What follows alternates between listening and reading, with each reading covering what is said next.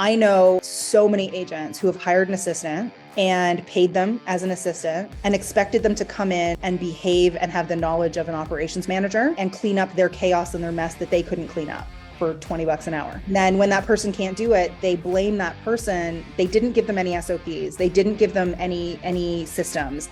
They didn't give them anything to actually succeed. They didn't onboard them properly. And then they blame this person and say that this person wasn't a fit. Like, well, no, you had absolutely unrealistic expectations of that person. You didn't set them up for success. And you are expecting someone else to do a job that you can't do as the business owner.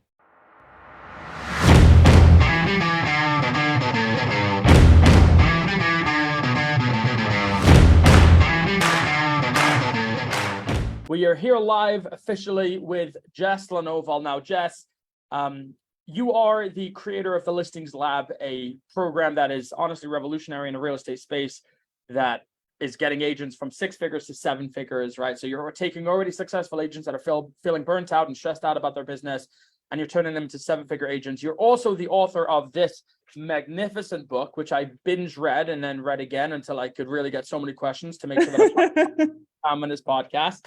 So, and that was kind of after your own, I guess, struggles of finding your own freedom in your business. So usually the question at this point in time is, why don't you tell us a little bit about yourself? But I don't want to make it that easy for you. I want to start with the why, I guess, the ignition behind everything that you're doing right now, which is what you called in the book, the spaghetti incident. So why don't you tell us a little bit about that and how it turned into this behemoth that you've built?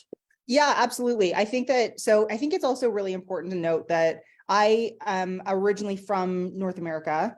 And my husband literally, if you guys are watching the video of this, my husband literally just brought me a tarantula in a container. That is a gigantic spider. I live in the Bahamas now. So everything that I've done and everything that I've built was always with this idea in mind or knowing in mind that like I was meant to live somewhere tropical. I was not meant to live like the normal day-to-day. And I think there's a lot of people who have like that kind of inner knowing. So the spaghetti incident was what really that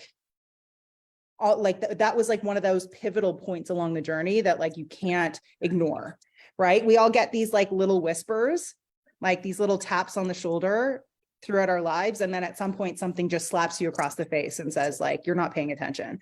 And I think that the spaghetti incident was that slap across the face for me.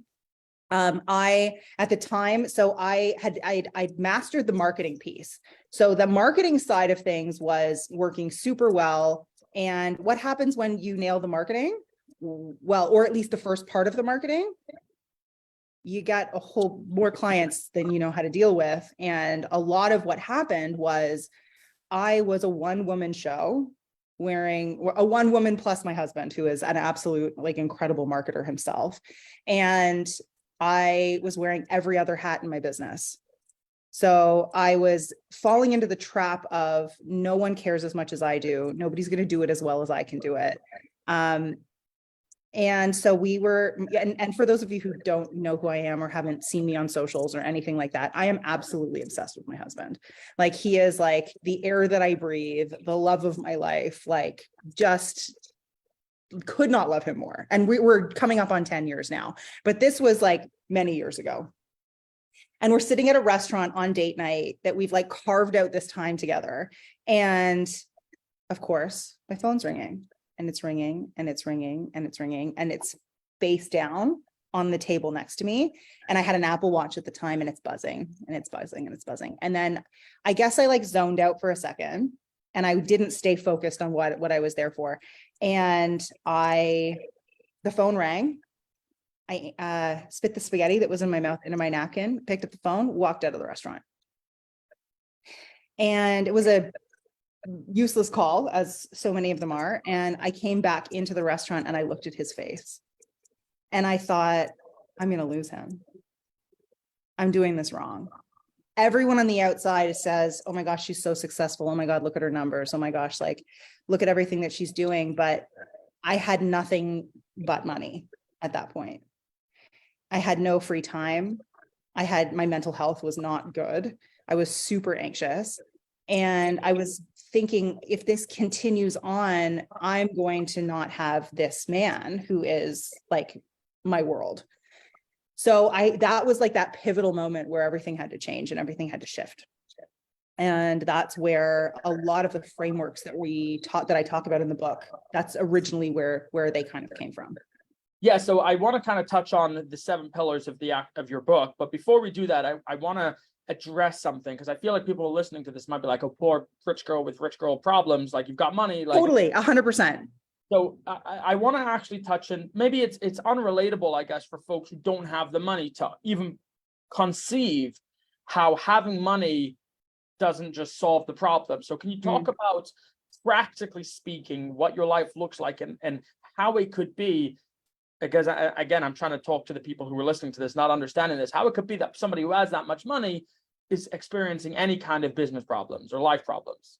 Well, I think that as your business expands too, the problems that you expand as well. And I think that there's this, for so many years, we've been taught in the real estate industry that the harder you work and the harder you grind, the more successful you'll be. And that made a lot of sense in like the 70s, the 80s, and the 90s, before we had technology, before we had an understanding of how to actually scale leveraged businesses. And I didn't always have the money. When I first met my husband, I started this business. I started my real estate business, the second round of it, on my line of credit. I had no money. We were renting a little apartment, and I had a $30,000 line of credit that was sitting empty. And that's how I built that business to 7 figures. And so where we've jumped into the spaghetti incident wasn't the beginning of the story. It was just one of those pivotal moments. I took a lot of risk in order to build the business to be at that point. And it paid off. The risk paid off, and I kind of went all in on myself and all in on the marketing. And so, I'm a really big believer that as we grow and as our businesses expand, the quality of our problems just change. And I don't think that there's a person in the world, whether they're a billionaire or, they still have issues, they're still solving problems. Business is a puzzle, ultimately, right? And what we're doing is we're just trying to get as the puzzle grows, the pieces have to be rearranged. And so I think really what happened was I had built up one part of the business and succeeded at one part of the business without looking down the road. And so I ask agents all the time now, like, if I dropped 100 new clients on your head today, what would break? Right. And most of the time they say me. And that's exactly what happened to me, is that like, all of a sudden I had all of this business and I was still only me. I didn't have any systems. I didn't have any automations. I didn't have any standard operating procedures. I didn't have any team. Right. And so it would get to a point where I was so stressed out and so afraid of losing the business that was coming in that my phone would ring and I would cry. I would burst into tears because I felt like I had no time and no space for me. And no time and no space for anything other than work. And I became the business, which was really unhealthy. So just to clarify then, with the clients in the listings lab, obviously not all coaching clients will follow the procedure from start to finish. Talking about the ones that actually will and do and execute and implement. If we were to give them 100 clients today, they would have the capacity and the bandwidth to manage all 100 clients. We go through in the program, part of what we focus on is the building out of your signature systems and the standard operating procedures around delivery. Yeah. In that program, we don't teach the team and hiring and all of that because it's a marketing program, but we do give them the tools in order to know how, like, what are those next steps to actually scale it. Yeah. Okay. So we're going to touch back on that when we get to pillar 5 and 6. So let's start with pillar 1, right? So if it's just okay, I'm just going to quickly spell out all of the pillars and then we're going to break each one of them down. So 7 pillars, as you mentioned, are marketing, mindset, clients and signature systems, sales conversations, operations, team hiring and leadership, and then visioning. And I think that one thing that I was excited about reading your book is, obviously, as somebody who envelops himself all the time in marketing, usually I can kind of hear a couple of words at the beginning, like, okay, fine, I understand the chapter. Like, I get kind of what's going on. You've ordered them. It's not only that the way that you titled these pillars were proprietary, although they are. But the way that you ordered them, I could see as being very deliberate. Yeah. So the first question I have for you is the only thing that I'm not sure how, like, that I wasn't sure about why it was where it is number 7 is visioning. Mhm. And I know we were speaking right before we went live, is that you used to have 6 pillars, you added the 7th pillar of visioning, but you didn't put that at number 1. And I'm curious why. Because I wanted it to be the last thing that people read. I wanted it to be, because very few people read a book and implement as they read. Most people will read all the way through a book, and then when they start to implement, they go back to it. And so with that in mind, I wanted the visioning part of it to be the last thing that they read, because I believe it's the most important. So that's kind of that's kind of the aftertaste, I guess. As they finish the book, that's what they're left with. That's what they're left with. And I mean, we're all goldfish at the end of the day, right? Like, how many of us remember what we read in chapter 1 when we're in, the last chapter of a book? Very few. So I wanted it to be, okay, there's like actionable items in here, but I wanted it to be left with the most important piece, which is most people are building businesses and driving without a map, because they don't actually know where they're going. They don't know where they want to end up, and therefore they can't reverse engineer an outcome. You keep on saying things that make me forcefully not digress into where I want to go, but you add another line where destination, not the airplane, and you kind of reminded me, but we're going to get to that in a moment. Sales conversation. So you broke down marketing into three separate pillars, right? Relevance, omnipresence, and intimacy. Can you break those down, and why is that what marketing looks like to you? So I think that marketing is our understanding of marketing and human psychology has changed a tremendous amount in the last 10 years. And it hasn't changed. It's our understanding of it in real estate that has changed. It's not that it's actually changed, right? I think that in real estate, we've always been taught that attention is attention and exposure is exposure. And I think that that is very old school. And so with the adoption of digital marketing, and everything that we do and everything that we teach is digital, I think it's the only way that things are really scalable, and it's the only way to really use human psychology in the most effective way, because you're not actually doing it manually. You're not doing it by geolocation. So the relevancy part is just, you got to break through the noise, especially in the markets that we have today and the number of agents that we actually have licensed. I know that the number of agents is dropping, which I think is fantastic. But I also think that there's still, most people are in quite saturated markets. Everybody knows 5 agents. So the only way to actually break through all of that noise is with the relevancy piece. It's the targeted messaging, it's the emotional messaging, it's that initial capture of attention. The only way that you can really not only break through the noise, but then also build that kind of relationship at scale is to have a very specific target. So I'm not touching your repeat and referral business or, any of that. This is literally like, what market do you want to dominate from a digital space? Because that's really what we need to be able to do. I use the example sometimes of a friend I have who sells life insurance. Same thing, service-based industry. And he was running, life insurance ads all over the place, just like so many people run real estate ads all over the place. And he was barely breaking even on the ROI that he was actually getting. We added one word into his marketing, which was diabetes. It was life insurance for diabetics. And his business has, I think at this point, 3 to 5 times. And it's because people need to be able to self-identify. And then the messaging, the targeting, the service package, absolutely everything that comes after that is targeted to that specific person. People want specialists now. So that's the relevancy piece. Omnipresence is just being everywhere, going deeper rather than wider. So many people in real estate marketing nowadays will generate 8 million cold front end leads. And then they call them 2 or 3 times, and then they say the leads are crap. Facebook ads don't work. But the truth really is that you can't do that. You can't walk up to someone on the street and do the same thing. So the omnipresence piece is 2 things. It's exposure and extreme exposure, but it's also taking someone through a psychological journey from stranger to client. So we use a 9-point psychological journey to take that person from complete stranger to inbound client by giving them everything psychologically that they need in order to say yes. So all of that happens automatically. It happens through email, retargeting campaigns, organic social. There's a lot of different ways to do it. But again, it's the nurture. It's the part that most people are still doing, that old school, like 32 touch system, where so much of it is based around, not everyone's going to read everything. Not everyone's going to answer their phone every time. This is actually like forcing this content, the right message at the right time into people's feeds so that you know that they're moving through that psychology. And then just to touch on there, the relevancy is really what makes that this omnipresence isn't just like having your bus benches everywhere. It's the omnipresence when partnered with the relevancy that it's, he's everywhere. That's what actually creates the powerful, the powerful result. Which takes us because if you're omnipresent and you're not relevant, which I talk about a lot in my like marketing, you're what we call the mosquito, right? It's annoying because the relevancy isn't there. People are seeing you everywhere, but the message isn't for them.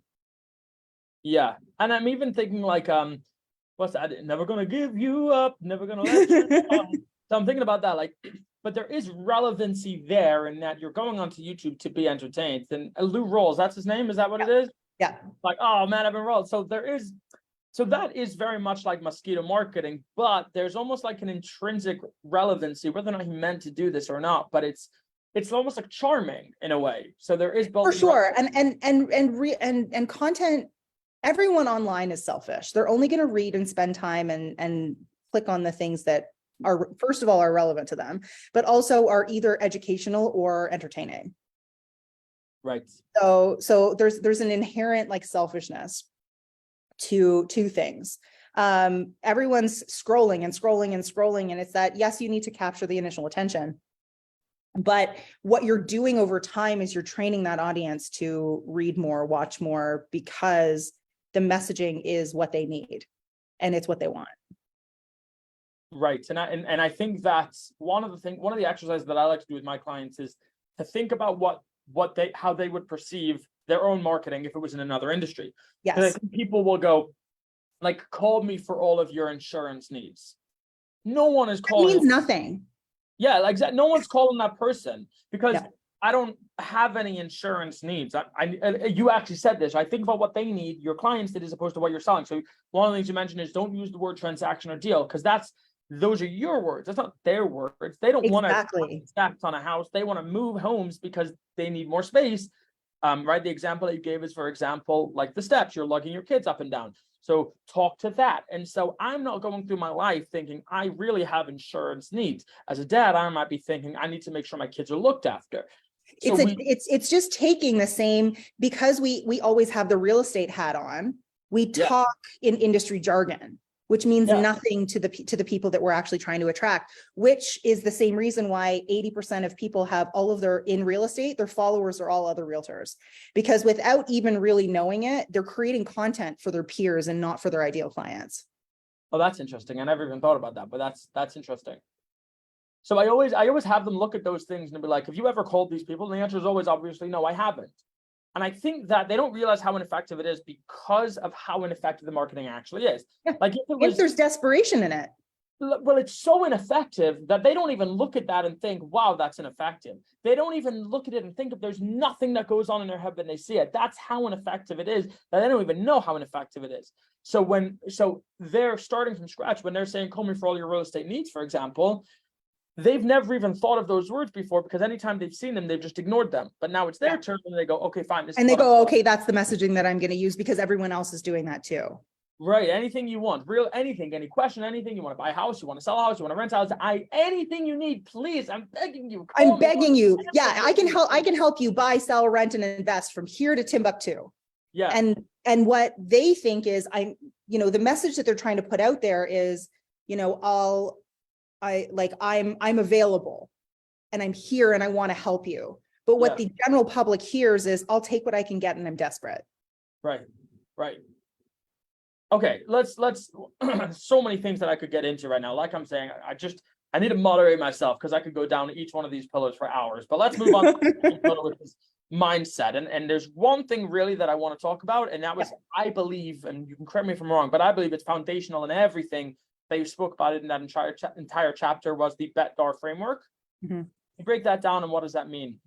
So it's really just how powerful our thoughts actually are. And I think it comes out as a cliche, right? Everybody hears that. Everyone's like, oh, your mindset's so important, or your thoughts are so important, or your thoughts influence everything. This isn't my framework. I cite it in the book where I got it from. I've always thought that it was incredibly powerful. It's that beliefs impact emotions. Emotions influence our thoughts influence our decisions influence our actions, and our actions lead directly to our results. So if you think that you can't do something, you will prove to yourself that you can't do it, because your thoughts, your emotions, your decisions, your actions will lead to your results, which is that you can't do it. And if you think that you can do something, or you know that you can do something, or you decide that you can do something, everything that you do after that, every emotion, decision, thought, action is going to be in alignment with believing that you can do something. And so just the way that we think about things, and sometimes we feel like we don't even have control over how we think about things, but that's really the difference between people who are really successful or people who aren't, is that the people who are really successful, they know that they can do anything. Yeah. And I think the analogy that you gave in the book about, for example, running Facebook ads, right? So I think what's interesting about mindset is it's such a misunderstood concept, right? It sounds like rah-rah motivation, and but it's not. It's based in science. Yeah. So the analogy that you gave, which I always appreciate when people show how mindset actually manifests in real life. And you said, like, when someone says, I don't do Facebook, or like, how many times do we hear people say, I don't really do social media, it's just not for me? And I like to tell people that's like a public speaker saying, I don't use a microphone, it's just not for me. Like 1,000%. I tell people, the analogy that I use is like, okay, so we're in 2023. Imagine we're in 2003 and you're telling me you're opting out of a cell phone. You're not going to use a cell phone. Yeah, you don't have that choice. And it's like, if you just said to yourself, like, yeah, this is what I do, but you're giving yourself an excuse to not do it, and that doesn't get solved until you hire somebody else to just take it off of you. And even when that guy does take it off of you, sure, problem is solved, you still don't know how to do it. And listen, if you have enough money to hire it out from day one until the end, then, like, I guess problem solved, crisis averted. However, the reality is that you built a wall around yourself that until you decide that you do social media, you will not do social media. And that's just the reality of the situation. I get people sometimes who are like, oh, I've tried it, it doesn't work for me. Yeah. And I'm like, great. So what were you posting? What was the strategy? What was the psychology? Who was the niche? And the more questions that I ask, they're like, oh, I didn't do any of that. And I'm like, so you didn't really do social, you didn't try. Yeah. And listen, like, honestly, like, nobody knows everything and nobody is good at everything. So there's no shame in someone struggling with something. And I think one thing that you made very clear is it's not about needing to be good at everything off the gate. It's about when you do need to be good at something, don't just decide that you don't do it. Don't just decide that you can't do it. Like, figure it out. And if it's not important enough, then move on, fine. But if you need to, just to say I don't do it, like, that's nice and convenient for you. Well, and another example that I like to use in terms of, like, I believe that you know, is like the not taking personal responsibility for certain things in your business. I talk about personal responsibility all the time. It's one of the core values that we have at our company. And when we get to, like, team and leverage and, like, the hiring part, I know so many agents who have hired an assistant and paid them as an assistant and expected them to come in and behave and have the knowledge of an operations manager, right? And clean up their chaos and their mess that they couldn't clean up for $20 an hour. Yeah. And then when that person can't do it, they blame that person. They didn't give them any SOPs. They didn't give them any systems. They didn't give them anything to actually succeed. They didn't onboard them properly. And then they blame this person and say that this person wasn't a fit. Yeah. And it's like, well, no, you had absolutely unrealistic expectations of that person. You didn't set them up for success, and you are expecting someone else to do a job that you can't do as the business owner. Yeah. Okay, let's jump to pillar number 3, which is clients and signature system. So yes, my heart was, like, screaming at this point in time, because I love this stuff. Like, building a system, giving it a proprietary name, does so many things. It makes you the immediate expert, right?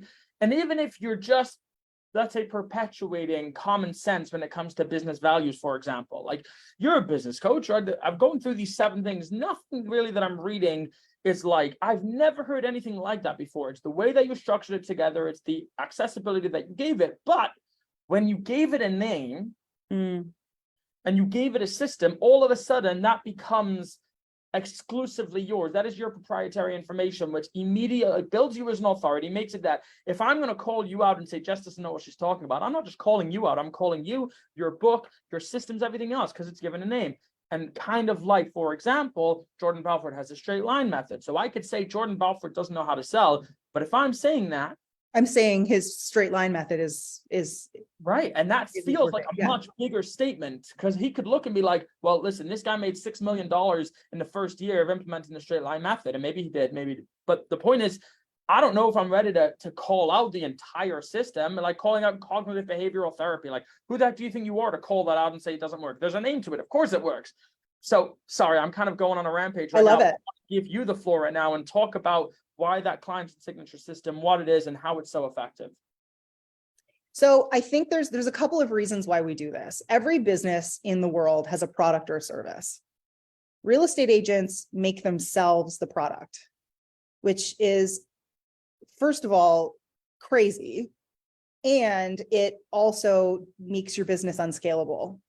Because if you're magic and you're the product and there's no actual system behind what it is that you do that creates repeatable results for your clients, then you can never bring anybody on to deliver anything. I mean, I can unpack the ego in that all day long, but there's the element too of like marketing. It affects your marketing. It affects your actual product delivery. It affects your standard operating procedures. It affects the scalability of your business itself. Everything comes from you having a signature method. Authority in the market, credibility in the market, how we actually build the entire back-end systems of delivery of your business. Everything is connected to it. And so without it, again, we're just willy-nilly providing a service that has no consistency, no map, no framework, no credibility, other than Sally did a good job for me. Right. And so but ultimately the most important thing is that all marketing and all businesses solve a problem. Otherwise people don't pay for it. And your signature system is the solution to the problem. Now, that's the other reason why I really believe that we're getting out of the generalized person and going into specialties in the future. It's like doctors, right? Everybody wants to say, well, nobody is negotiating with their doctor. Well, a lot of agents aren't behaving like the professionals that they want to be seen as. Yeah. And part of that is building out a product or a system that is your proprietary way of doing things. Not only that, but let's say that, we hear all the time that realtors never retire. Realtors never retire because they never build anything that's saleable. We don't live in a world anymore where you can sell your database. People aren't buying databases anymore. So what do they buy? Why are agents not selling their businesses? Well, they're not building real businesses.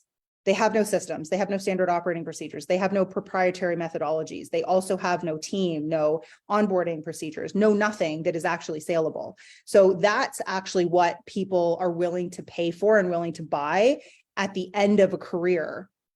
That's how you sell your real estate business. But so many agents just don't build any of that out, and they remain the solo agent that has to do everything. And so the business doesn't run without them. Therefore, they have no product.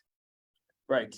And I would also urge anybody listening to this who's kind of hearing the concept of a signature system to think about in another industry, for example, let's say an auto mechanic, right? When you take your car to the shop, you could have a person that who's your neighbor who also owns a shop, and you take it to their shop. Or you could have a big company that's like a franchise and you trust the way that they do it. So I think the difference between having a signature system is almost like the difference between having a name on your shop that everybody understands. Everybody knows they go through the 17-point inspection versus just when this guy retires, like, obviously I'm going to take it to somebody else because his methodologies, his teaching, they don't go on. He retired, the entire way that he fixes and does cars retires as well. Basically dies with him. Yeah. Yeah. There's one more thing I wanted to touch on there, but I think I might be forgetting it. Anyway, I had a question on the frameworks. Oh, that's what I wanted to say. when you were talking before about the 9-step psychological process, right, that you went through, I don't actually think you talked about that in your book though, because that was the first time that I had heard that. No, so I have a guide that goes along with it. Also comes with a course. I don't know if you saw that. There is a free course that that the book comes with, that if you log into the course, there's actually a training, like a 45-minute to an hour training for each chapter. Oh, okay. Okay, yeah. So I didn't sign up for that training. There you go. So, but when you said the 9-step psychological process, it no longer became Jess as a person who kind of understands psychology. So hopefully she can give me some of her knowledge. It's documented. It's a process. I can follow it. It immediately builds your authority, right? And then the question I think that people have, maybe this is imposter syndrome, is they think, who am I to do X, Y, or Z, or Z if you're Canadian? But again, if you know what you're talking about and you put a framework behind it, like no one's going to think that you're an idiot unless you give them a reason to. Yeah. Right? So I have these degrees behind me in case some random person decides that he needs to see my qualifications. The reality is none of these are the reason that I know what I know. Right? But I created this in my process, and I have yet to have somebody be like, you don't really know what you're talking about because where are your degrees? Like I can point to them if I need to, but really it's the process, it's the scale and the framework that I built that I can always lean on. And I think that that's something that is, again, like you mentioned, so powerful. I did have a question though, because you mentioned that the process should have a maximum of 5 steps. Now, I'm not going to call you out on the 9-step psychological process, because I think sub-steps within the entire process. Oh, there's going to be 1,000 subsets. It's just exactly. It's the 5 steps is from a psychological standpoint, as much as people are going, like if you overcomplicate it, people get too fixated on the steps and not the outcome.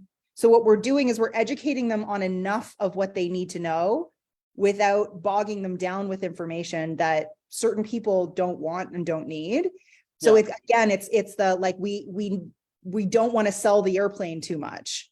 We're at the end of the day, we're still focused on selling the vision or selling the destination.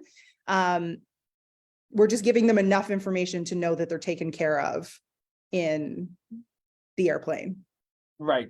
I just had a question though, because your main process has 7 pillars.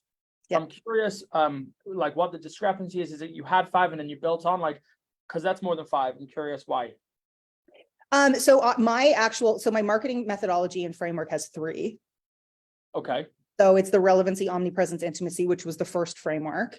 And then like my steps are the core of it is 5. The visioning part and the marketing part has always been kept separate. Right. The skate, like what I did with the book is I put all of it together, but no, listen, I mean, after reading your book and here, I know you're super deliberate. So I guess anytime I'm asking a question like this, I'm like, do I really want to get into that? What if they don't have an answer? But like by reading I mean, honestly, like I think, and I'm not in real estate. Like I'm not selling real estate. So my consumer and I'm selling to businesses or business people.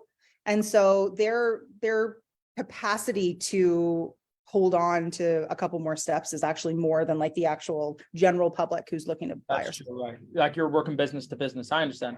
Yeah.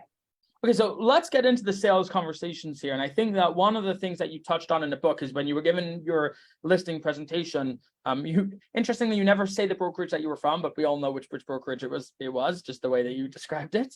But you were giving a presentation and then you turned it into a conversation, and then you got that listing over 2 other agents. And it was the fact that you turned it into a conversation as opposed to a presentation. And I'm sure, again, it's deliberate that the pillar is called sales conversation instead of sales presentation. So can you tell us a little bit about that? Yeah, I think that it's old school, the way that we don't ask questions and that we sell. This is not like, I'm also a believer that if your marketing is solid, you're not selling in that conversation. You're getting to know each other. You're asking questions about their needs.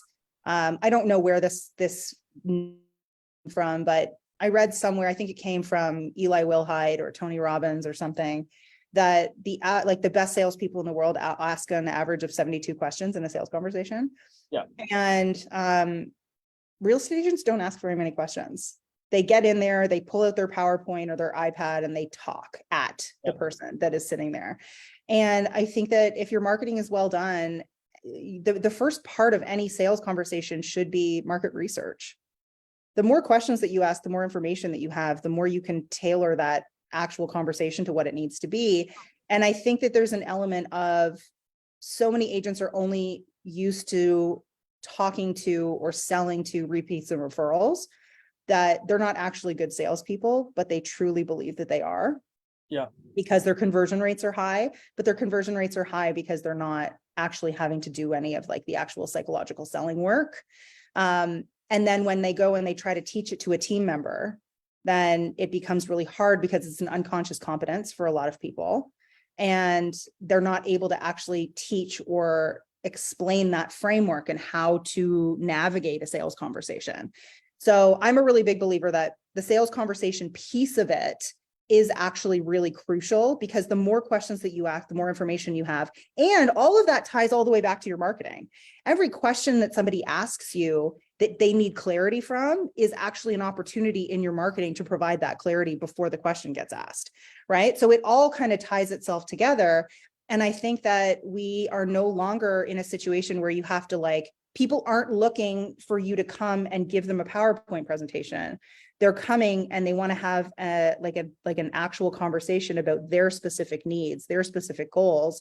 And we're not selling vacuums door to door. It's a different human to human experience. Right. Also, we finished with school sometimes decades ago. The last thing we want to do is sit inside of another lecture. 100%. And if you're not involved in the conversation, how many of us just kind of like glaze over? Right. Nobody cares. I mean, I think that this is, I just don't even understand how else to say it in a way that people will internalize it, but nobody cares.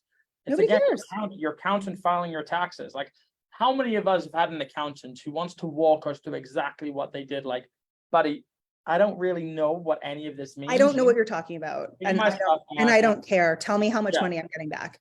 Yeah. Like, honestly, this guy might have been able to get me another $400, $500. I don't know. I don't even know what a normal amount is, to be honest. Thank you so much. I'm so glad you were able to do that. Yeah, great. And cool. I don't need to know the how. I'm not an accountant. Right. But what I do need to know is I need to know that this person understands, number one, that I don't really want to know, but number two, that they understand my situation and they can take me to the promised land without me needing to be there on the battlefield with them. Yes. Right. So an accountant comes in and they go, okay, so you run your own business, and they're asking questions like, tell me about your business. What do you do? Oh, that's great. Okay, fine. So approximately like how many clients are you getting a week? Blah, blah, blah. Okay, fine. This makes sense. What's your favorite part about your business? Just once in a while to get some relationship. And then once they understand your business and they go, okay, I really understand what's happening right now. I get this. Yeah, I've worked with folks like this in your situation all the time. Not a problem at all. First off, I love what you're doing, but don't worry about it. I'm gonna take care of everything. I'm gonna get you a nice return also. Great. Let's Maybe go. you throw a case study in there. Fabulous. I'm sold. Yeah, there you go. That's fantastic. Okay, so before we move on to the next pillar here, you said a line that we've spoken about, we've kind of alluded to a couple of times on this conversation. The destination, not the airplane. Yeah. Again, like as you probably see by now, I love relating it to other industries because it allows an element of objectivity that real estate agents oftentimes lack because they're in the trenches. And so they don't really think about what it looks like to the outside. So when we look at another industry, we get it. So the travel agent industry, destination, not the airplane. Tell us about that.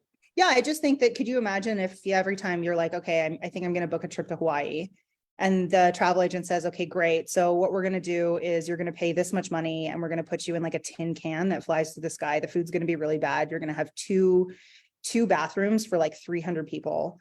And you know, they're going to bounce you around in the air a little bit. You're going to have to wait in line at the airport, probably like, 2 hours in order to go through security.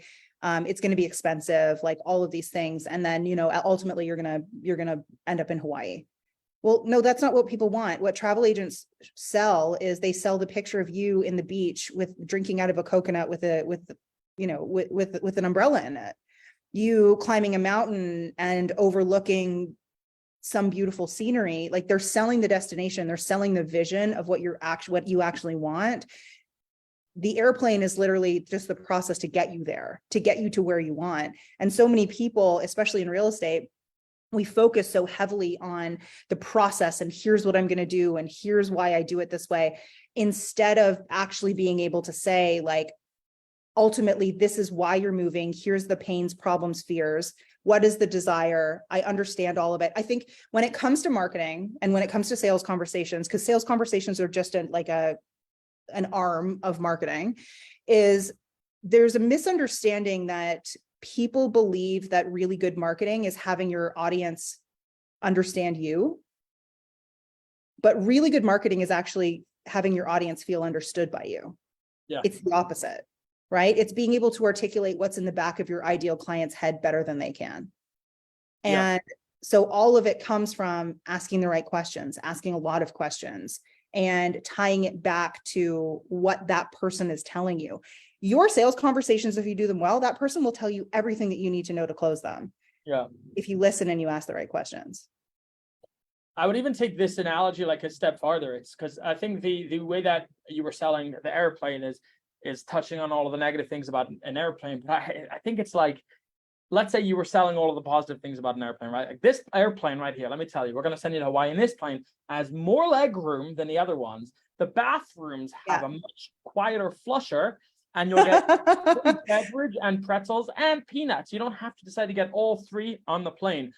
What do you say? It's like, you can make that plane look so awesome. Freaking, you can drive me in a limousine that flies, and it doesn't matter. I just want to, unless it's a cruise ship. You just want to get to the destination. Exactly, unless it's a cruise ship where the journey is the destination, right? Yeah. And we're not going to get into the whole cliches. Probably some people being like, well, actually, always the journey is the destination. Not going to get into those cliches.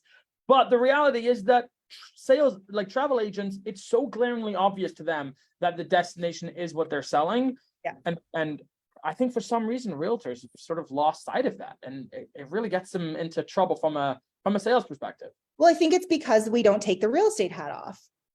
Right. We're always in this zone of I am in real estate. Right. Okay, so let's get into, these were the first four was what I really wanted to get into, because I think that that's relevant kind of out of the gates. When we're starting to get to operations, I think this is when an agent, let's say who's already starting to feel a little bit overwhelmed, could remove that. But nonetheless, like, let's get into the operation side of things, standard operating procedures. Like, what does that look like, and why is it so important? Well, I think it's important because it creates leverage and scalability and consistency in the business. I think that there's a lot of people who believe that in order to have a team, they have to babysit. Mm-hmm.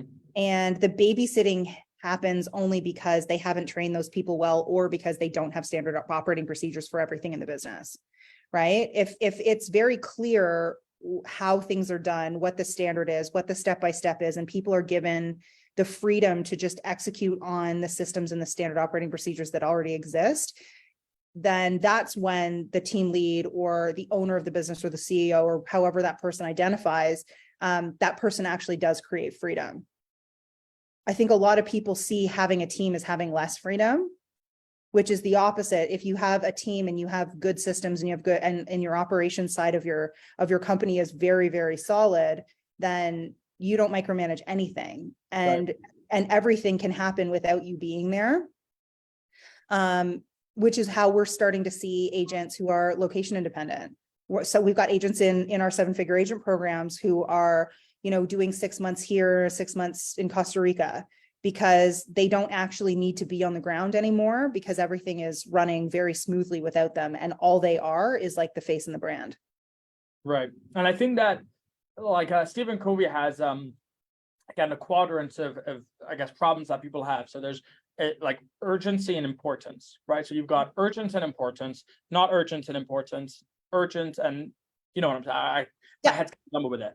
But the fourth quadrant, which is not urgent but important, like in the case of a relationship, for example, having a difficult conversation, let's say your wife or your husband upset you, and you really don't want to hash it out, like, come and just move on, like sweep it under the rug and move on. And it might come to harbor resentments, but I just don't want to deal with it. Like, there's no urgency to that per se, right? You could move on, you could sweep it under the rug, you'll be fine, I guess. Yeah. It happens enough times. Those are the really difficult things, but that's what makes meaning, and that's what makes scalability in any semblance of the word, right? So in the case of relationships can only truly blossom into something magical when you look at that fourth quadrant and you say, how can I take care of you today?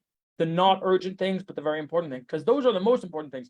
And the SOPs, I believe, are oftentimes overlooked because from a business perspective, they are the fourth quadrant. They can move on, they can get by their day without it, but it starts to fester and it starts to linger. And then before you know it, you're in a different place. And again, getting back to the analogy of the wife or the husband, you look at your spouse and you feel like what happened to us? That's what happens to your business also. Yeah.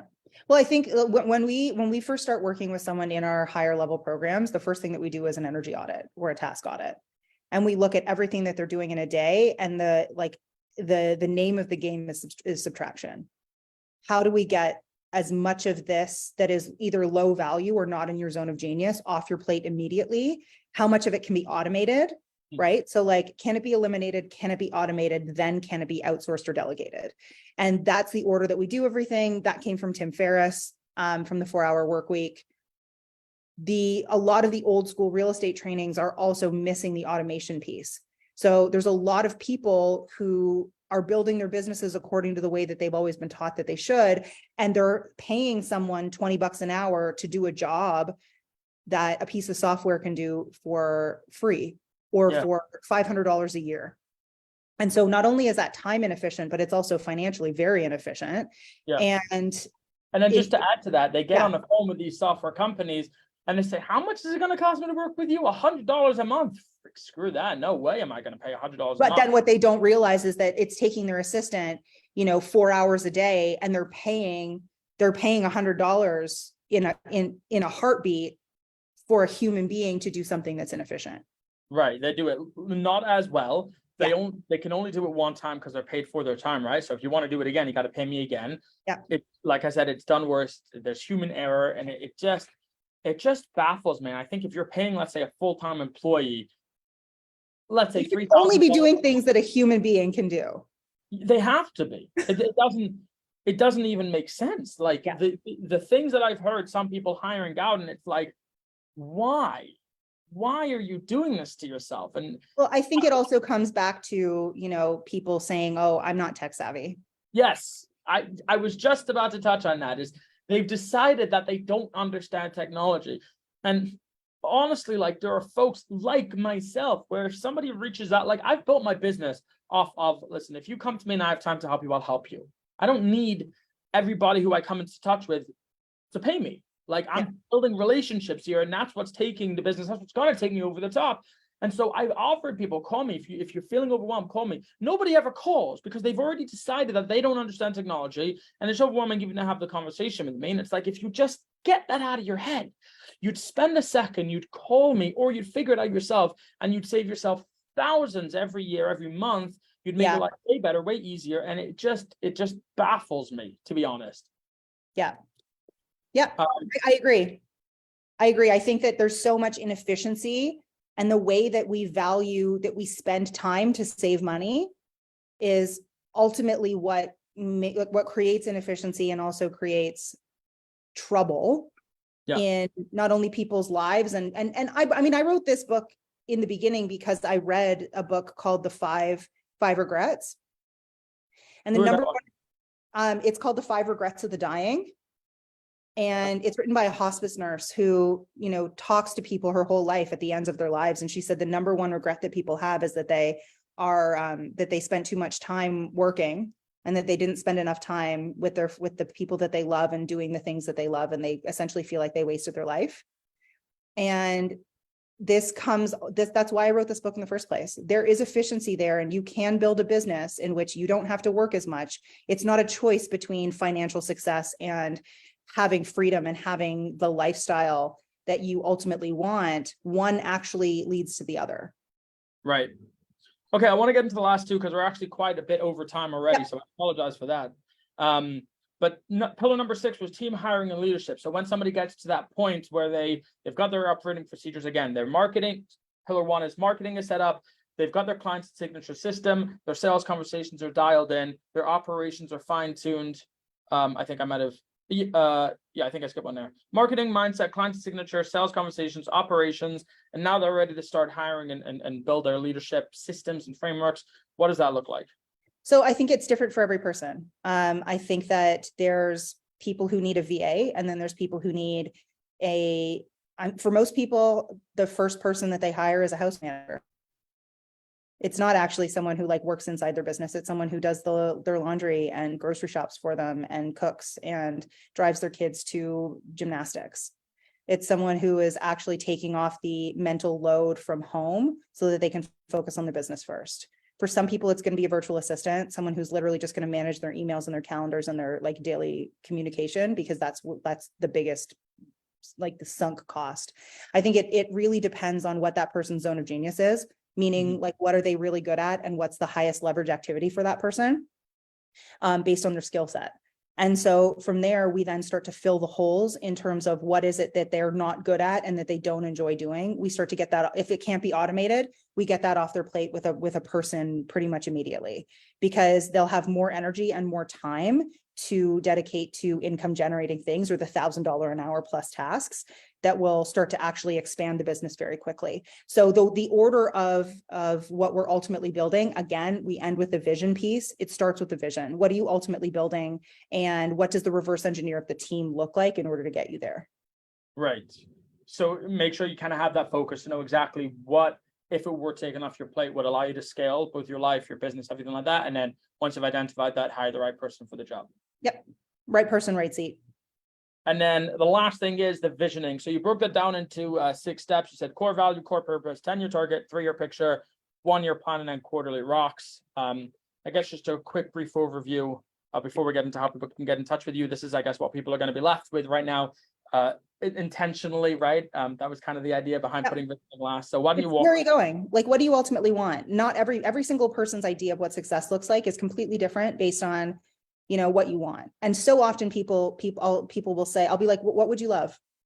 Like, ultimately, what would you love? And they're like, well, and then everyone else's voices. Well, you know, my husband wants this and my kids need this. And I'm like, no, what would you love? Like, what do you want your life to look like? Where do you want to be? What does your location look like in your dream life? We only get to do this once, right? So what do you ultimately want? And then how can we reverse engineer it? There's nothing that's impossible.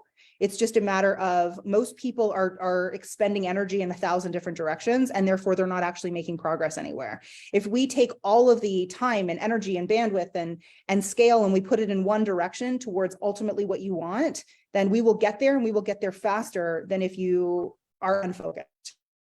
Yeah. Okay. Awesome. So I guess before we close out, why don't you tell us a little bit about the listings lab? Talk about your book if you'd like. I mean, we kind of just spent the last hour talking about it. Yeah, so I mean, the book is like the overall frameworks, and it's everything that I wanted people to understand is possible with a real estate business. You don't have to sacrifice your life in order to be a successful agent, which is not the way that it used to be. Now, so in terms of our programs, we have different programs. We also run retreats. We do all kinds of things. Because I live in the Bahamas, we run retreats in the Bahamas, which are awesome. But we have programs for people at different levels, depending on, you know, at what level of their business they are and what the major pain point is. The Listings Lab is our core marketing program.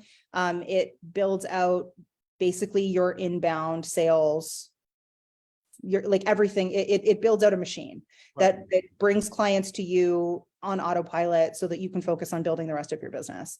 It's a lifetime access program. It's, you know, we have thousands and thousands of agents who've built enormous businesses from it. Then we have our 7-figure agent program, which is all the other pillars. It's everything else to get that person from that multi-6 to multi-7-figure business with freedom, based on their own vision, not based on what we think that they should be building. So, you know, if people have questions about it, there's more information about it, like on our website, which is just thelistingslab.com. And yeah, I mean, I just think that knowing where you want to go is just the most important thing that you can do for yourself, for your family, communicating it. I ran a 3-day event in Toronto last week, and we spent the entire first day on vision, because everything else can't be built without knowing where you're going. It's like trying to drive from like New York to San Diego without a map. Even one street wrong turn, you're going to end up in Tijuana, and then, you know, you're not going to end up where you want, and then you're going to spend either time, energy, and money backtracking, or you're never going to get ultimately where you want. Right. Okay, everybody listening to this or watching this, I'm going to be posting all of the links down below. So if you like this episode, don't forget to subscribe to the channel if you haven't yet done so already. Definitely go and check out everything that Jess is doing, the Listing Lab, the 7-Figure Agent program, and by the love of everything that is good and holy, please get this book. I literally binged it, read through it again. As you can see, I got my Post-it notes all over the place. I ran out of Post-it notes at one point and put one of my kids' little stickers in there. So guys, that's what's going on. I research marketing all day, and like these are all of the notes that I'm kind of putting in there. So this is absolute gold. Thank you, Jess, for coming on the show. Thank you. Thank you for giving us your time, and I guess thank you for just making the industry better with all of your great work. I appreciate you. Thank you so much.